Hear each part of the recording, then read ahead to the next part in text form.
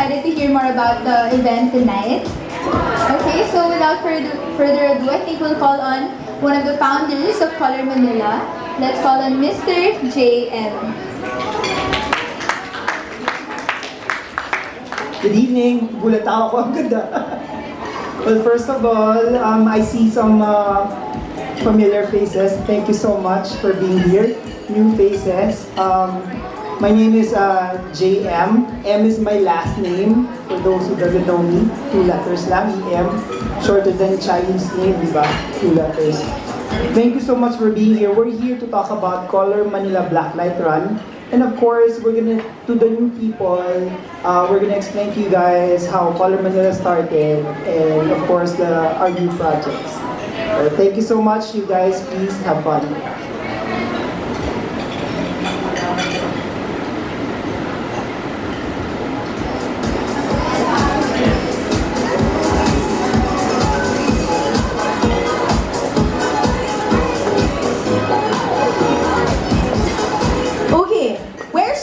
Hi, Shar. Where are you? My partner's gone. There. Okay. So, let me ask. Is this your first time to witness Color Manila Blacklight Run? Or no? No. Okay. I'm actually really excited about this. And if you can see, look at my face. Because a while ago, we had a test shot, and yung colored powders, I tried it. So, yeah. You'll see later on, ano yung effect ng colored powders na yan. Yung nakikita niya sa tables niyo. Okay. So, Char, let us call on our President and CEO of Color Manila. Let me call on again Mr. JM and Ms. Justin Curlet.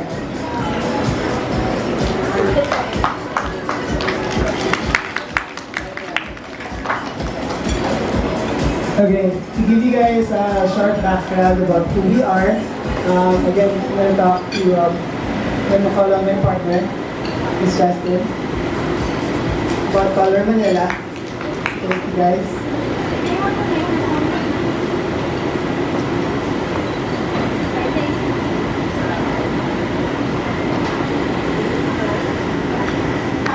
Hello? I think since we were waiting here since like 4 p.m. I guess everybody got nervous. And it's the very first time that we have a very intimate press conference. Like, ito lang, lapit lang natin. Because we really want this press conference to be very intimate. We want you to know more about Color Manila, what we do, and this is not just a business for us. This is not just, throwing an event and that's it. We want you to know what this is really all about. It's all about our passion, where it came from, how we actually started. And Jay was supposed to tell you about it. Do you mind telling them like a brief story of how Color Manila really started? Okay, version ko to Well, okay, my name's Jay. I've been organizing fun runs for a long time, I think over 6 years. So that was prior to Color Manila. I've been an organizer of other races. I think the biggest one was Adidas King of the Road. And that was probably 5-6 years ago. And then almost 7 years ago. And that was the time when I met Miss Cordell, Justin Cordell. Well, I thought this was about Color Manila. Version ko to. This is my version. And I've been organizing races, sabi ko, and I want to do something with, I want to keep working with her kasi after Adidas King of the Road, I really don't have any more projects, big projects I can work with. And so, I've heard of the Color Run in the US, and I talked to Justin, and I said,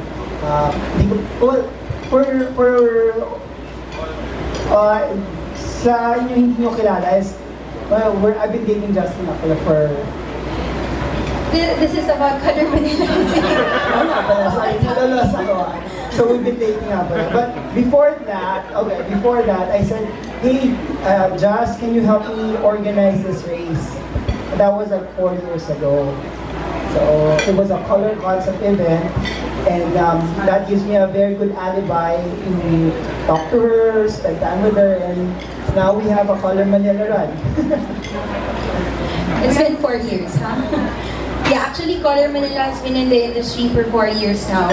Yung kwento ni Jay, that was something personal. I didn't know it's something to be shared to everybody else, but now you now you know. Okay, Color Manila started, as you can see, it's 2012. But the very first event that we did was 2013. I'm not sure if any of you actually joined one of her races already. Has anybody joined? Frank? Yes. Cheryl? Anybody? Sino dito hindi runner? Nax runner lahat. Sino na lang runner? Sino runner? Runner? Yes. Gano'n kahaba yung layo yung tinatakbo? Full Mary. So, okay na siya. Full Mary. Okay. Wow. 42 kilometers. Mga marathoners natin dito. Who else? May runner tayo? Wala. So, sino na lang hindi nag-run? Siguro magtataas na kayo ng kamay. Hindi nag-run. Oh my goodness. Wala talaga. Wala sumasagot sa kanila. But this race is actually not serious. Is that okay, sir? Of course. I understand you train. Like when you train half marathon, marathons, sobrang seryoso yun. But for Color Manila, we only have 3K, 5K, and 10K, and it's just really about having fun. We don't have winners. So if ever some of you might be pressured to, hindi ako tumatakbo I'm not a runner. That's fine, because the people who actually join Color Manila are those who want to just have fun, try out running, and probably when you get engaged or you feel like, this is something that I can do. At least you don't get intimidated. You don't have to join the big races and try to compete with these athletes na. Alam mo yan, talagang runners na. So that's fine. So that's Color Manila. Okay. So, I'll go na. I'm sure everybody's excited. Char?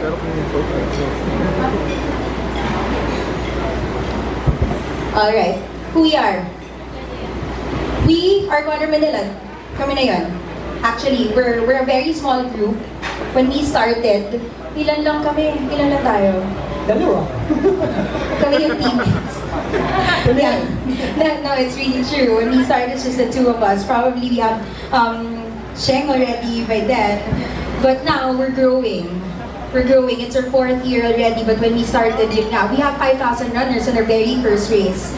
The next one was another 5,000 on our first year. But yeah, it's just the two of us. But of course, during the event, marami tayong mga tao. And then, how did we introduce it? Nobody knows about the color concept. It was actually very hard at first. You know, trying to tell people, may color powder doon. Ano nangyayari doon? We don't have photos to start with. We don't have those, that photo that you see at the back or this photo that you see here in the LED. We don't have those things. And probably some of you have seen the videos already. I'm not sure. Hopefully you've seen videos or you've seen it in newspapers. But before, we don't have it. So we have to do it organically. We have to really do flyering. We have to let people know what this is all about. We have to really tap them one by one that this is Color Manila Run. And I think the hardest thing when we first started was educating the market. Now, for people, when they talk about fun run, it's basically a short distance race. Tama po ba, sir? So when you say, I'm going to join a fun run, 3K yun. So, but for us, fun run is really fun run, like fun. So we tell them there's powder, so we tell them you're not gonna eat the powder, you're gonna throw it. Sabi niya, throw it where? Throw it anywhere. Have fun. And allergy ako dyan, yan, yung mga ganun ba? so we had to educate the market. But after that, knowing Filipinos, alam mo tayo, it's more fun. Ayun. It was everyone started having fun, taking selfies, and we're good at that. And it grew. Alright, Char? Char, one more. Alright. When we started, it was just a morning run. Kasi some of you might be confused. Teka lang, this is the black light run. What are you talking about? What's the morning run? We actually started with a morning race. So the run starts at 5, 6 a.m. A lot of people really want to wake up early in the morning. Diba? I'm sure a lot of us don't want to wake up masyado. That's why we had a night run also. So we turned the powder, the morning powder, into a night powder. So it actually glows at night. So it's a different kind. So those are the photos that you actually see. So yeah, meron kaming morning run. It's actually here in BGC, but right now, this year we actually moved to Mall of Asia grounds. Yeah, on our first event, tama, dito pa siya. Yeah, first 3 actually. You're right. Kasi konti pa lang eh. It was our first race, it was 4,000, 5,000 participants. So, kaya pa siya ng 4. But now, it's grown bigger. We moved to MOA. And of course now, since we're doing the black light, and we moved to a bigger place, which is Manila City. Alright, next. Okay, probably some of you might be thinking, dito sa Manila, malaki event. There's a lot of events here in Manila eh. There's a lot of events that we're competing with, but we didn't stop just here in Manila. We want to bring the fun all over the country. So starting on our second year, we actually went to Cebu already, and it grew. We went to Davao. We've already been to Bacolod. Just last week we were in Cebu. 2 weeks ago we were in La Union. We've already been to Dagupan. Have I mentioned Isabela? Dun sa north talaga.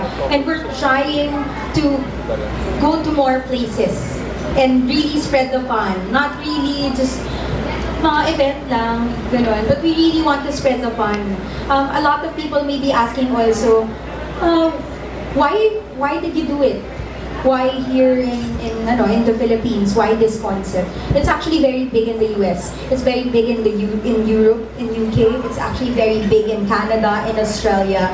But here in the country, we're the biggest. We're the ones who started it, but we're not affiliated with any of the global brands doing this race. We're Color Manila, and we're proud to carry the name of Manila because it's our capital. So what we're doing is really starting a homegrown event. And where else can we bring this kind of event? Yung color concept, it's best here in our country because it's more fun. It's us as a people.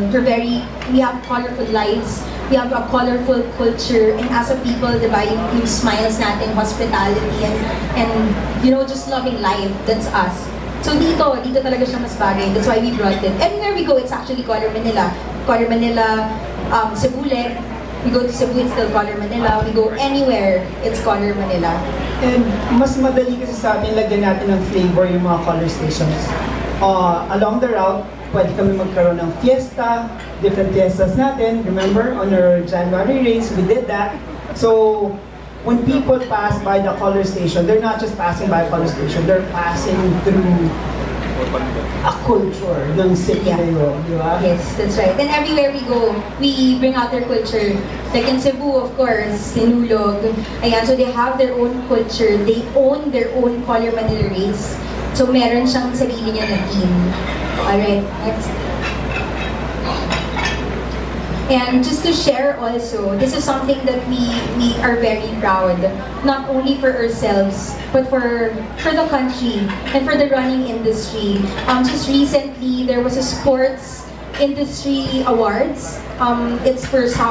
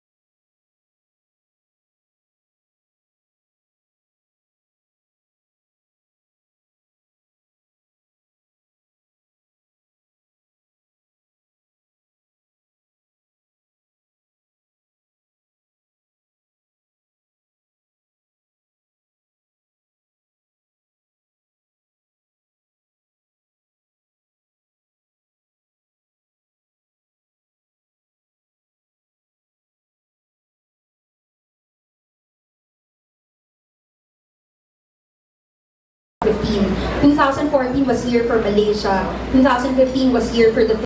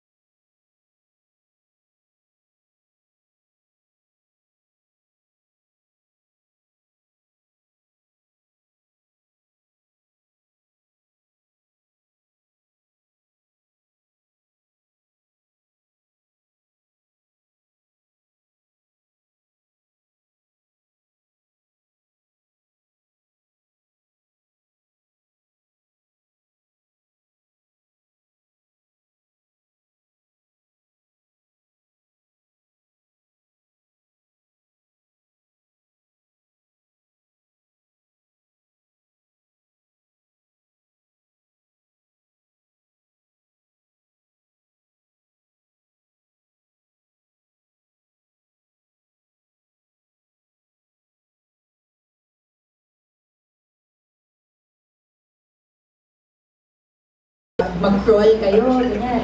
And then we have the black light run, of course.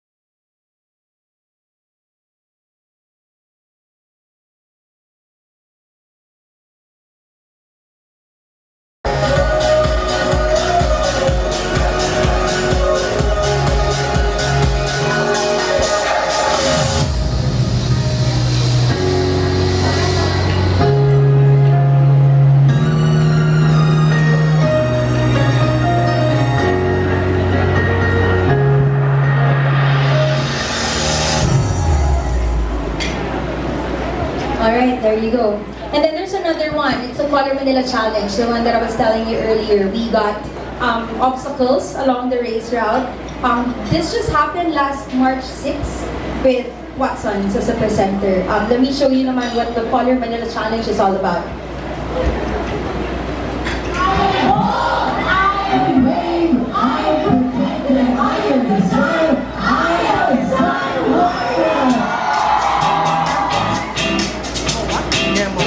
That's it. Yeah, we were there. The one who write this love song, I'm fighting this urge, but you make me say, ooh, ooh, ooh, ooh, damn, 'cause I can't find the words. Ooh, so in my heart, we had a summer flame.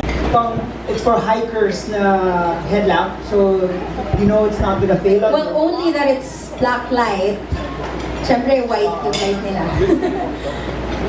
So those are the things that we actually give out just for 950. And of course, when you finish, you get your hydration, you get to party for free, we have DJs, we have booths all over, you get to go through the 6 color stations and all that.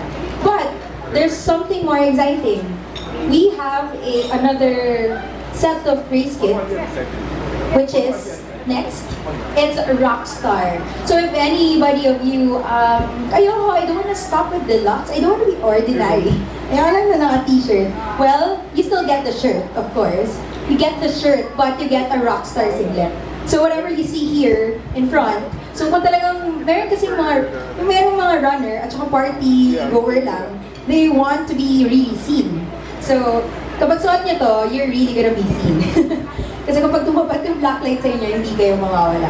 So you get that. You also still get the drawstring bag, you get the collar packet, you get your race bib, you get to choose a color, orange or the green one, and you get a finisher's towel. Yeah, it's a finisher's it's a microfiber towel that you're getting at the end of the race. So that's the Rockstar. And it's for 1,500. And then lastly, we have a Superstar. Some naman, hindi naman runner. If you're a 21K runner, a 42K runner, most probably you wanna have a full sleep. You wanna stay dun sa malapit na dun sa area. So you just go down and then you run. But there's fun runners. Yung mga fun runner na, no, I'll stay in a hotel too, para after the party, yun lang kami sa hotel na buffet the next day. So yun yung Superstars naman natin. So if you wanna get the Superstar, you already get a deluxe room, 2 days, for 2 days, 1 night, and you get the Rockstar race kit. And that's for 6,000 pesos. Alright, next. Okay, some of you might be asking, how can I register? Well, you registered already, so siguro hindi nyo natatanungin. But there's a lot of people who will be asking how to register. I'll be explaining the 3 ways on how you can actually register. So, accessible siya for everyone. A lot of people, layo ng registration. We got it covered. Wala akong credit card. We got it covered. So, here you go. Number 1, okay. For those of you who want to just register at your own convenience, at home, in the office, and then you have your credit card or your debit card, you can actually just register online. Log into colormanilarun.com and then click on register. And we partnered with a homegrown registration system as well, which is Track Oval. You're gonna see it later if you log into Color Manila Run and just register, fill out the form. So tapos, pay. Kung paano lang tayo magbayad sa online shopping. So just use your debit card or your credit card, that's it. And then, you get your race kit during the race kit claiming. But for the media, for you guys, of course, you get it right now. But not for everyone. The runners will have to go to a certain place and claim their kit. Pero sa inyo, instant. You register, you get their kit right away. So you're actually very first people who actually got the race kits already. We have hundreds of people who registered now, but they haven't gotten the race kits. So we have a race kit claiming for that. Okay, next. The next one is? Well, we do have the prepaid cards, and those prepaid cards are located sa mga partner stores namin, sa runner and TV stores. What you do is you go to a runner store, a TV store, which is listed there. Meron sa Alabang Town Center. There's an ETC, Trinoma, High Street, Mega Mall. We have in Mall of Asia, SM Aura. That's it. Yeah, so if you don't have credit card, no problem. You can just go to the stores, buy a prepaid card, and use that prepaid card to register. Instant, you have a credit card na. Gamitin nyo lang yung PIN code. That's it. And then, lastly, okay, ang layo ng tubig sa akin, ang layo ng runner. I'm from Bulacan, I'm from Cavite, I'm from Zambales, I'm from Cebu, or I'm from Davao. And honestly, we have a lot of runners coming from the regions. And layo, they don't want to go to Manila just to register lang. So we have SM tickets. So anywhere there's SM, you can actually register already. As long as there's an SM Cinema or SM Cinema ticketing booth, Yeah. just go there and tell them na gusto mo mag-run ng Color Manila and you can pay for it. Alright. Lastly, race route. Interested ba sa race route? Okay. Well, Sige. okay. we'll keep it short para hindi masyadong boring ng race. Well, the race route, first of all, we picked the Philinvest City, Alabang because it is actually the safest place to do a night run. If you do it here in BGC or Makati or any place within this area, it's very hard to close an entire city sa gabi. Lalo na with the traffic that we have here. And with Philinvest City, we partnered with them and they want to make sure na our runners would experience a good race. So yung road closure natin is properly coordinated and we do have a good race track, which is actually sa heart ng Philinvest City. That's a 3K, and then there's a 5K race route, and there's a 10K. So they're gonna pass through different color stations. Alright, so that's it for the Color Manila Black Light Run. Probably some of you are also wondering, is it just really about passion for you guys? Is it just really about mounting a race and wanting people to have fun? Well, yes and no. Because it's not just all about that. It's about giving also. It's about sharing. It's about helping out those less fortunate brothers and sisters that we have. So a lot of you can actually register for 950, wala lang yun. 1.5 or even a superstar na 6,000. But a lot of kids want to join, want to experience this, but they can't.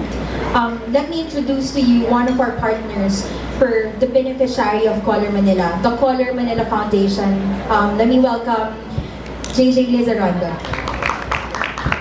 Hello, good evening. You know, we started this 4 or 5 years ago during my deepest, darkest moment. I do believe that we all have our turning points during our rock bottoms.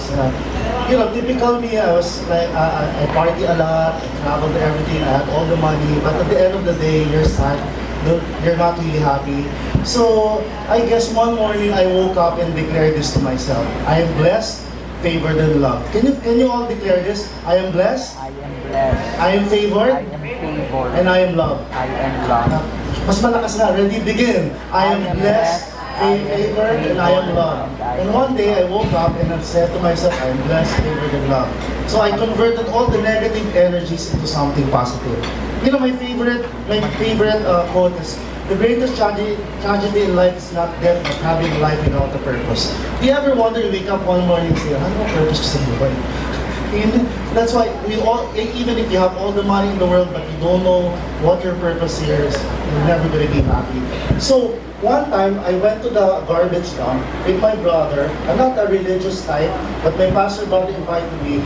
I saw, you know, I was a film editor and I made my first docu called The Mary Rose Scavenger. So, tinanong ko si Mary Rose, she was crying, she was saying, I want to go to school for free. With all the kids, talagang full, ano siya, may makeup and everything. While I was editing it, I was really crying. And I wrote I'm not a blogger or vlogger, but I wrote in my blog, I thought I was changing Mary Rose, but Mary Rose was starting to change me. And you know what? I put that on YouTube, wala akong Facebook. I made my first 1 million pesos in Malaysia with Mary Rose. And we went to Malaysia with Mary Rose. When we went back, we built our first bamboo school. The second bamboo school came from my Polish friends through Facebook as well. And now with all the story and everything, we were able to build 2 schools, 2 bamboo schools, and we're going third now in partnership with Color Manila Foundation. You know, Jay is a family friend and a schoolmate. Di pala, the classmate of my brother. Kuya pala ako. Classmate siya ng, kuya. Classmate siya ng kapatid ko. 5 years ago, they already donated to our foundation. And then I never thought that a partnership will happen. It's not just about partnership because when you help somebody, it's really not about us, it's all about